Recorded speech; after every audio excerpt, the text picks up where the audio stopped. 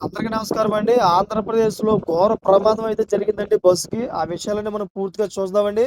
అంతేకాకుండా చాలామంది వీడియో పూర్తిగా చూడట్లేదు. దయచేసి పూర్తిగా చూడండి. అప్పుడే మీకు పూర్తిగా ఇన్ఫర్మేషన్ ఏంటో అర్థమవుతుంది.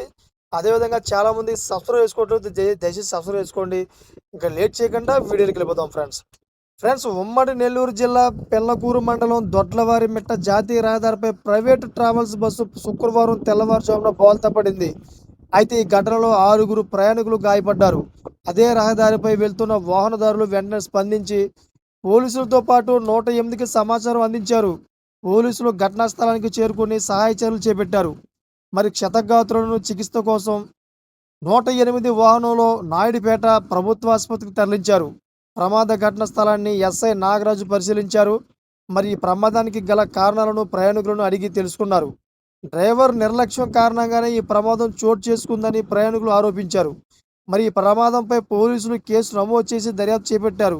ఈ ప్రమాద సమయంలో బస్సులో 21 మంది ప్రయాణికులు ఉన్నారని ఎస్ఐ నాగరాజు చెప్పారు. అంతేకాకుండా ఒక ప్రయాణికుడైతే 51 మంది దాకా ఉన్నట్లుగా వివరించడం జరిగింది. అయితే బస్సులోని ప్రయాణికులను గమ్యస్థానానికి చేర్చేందుకు ప్రైవేట్ ట్రావెల్స్ యాజమాన్యం చర్యలు చేపట్టింది. ఈ బస్సు విజయవాడ నుంచి బెంగళూరు వెళ్తుండగా ఈ ప్రమాదం జరిగిందని, ఈ ప్రమాదంతో జాతీయ రహదారిపై భారీగా ట్రాఫిక్ జామ్ ఏర్పడింది. దీంతో ట్రాఫిక్ జామ్ క్లియర్ చేయడానికి పోలీసులు రంగంలో దిగారు.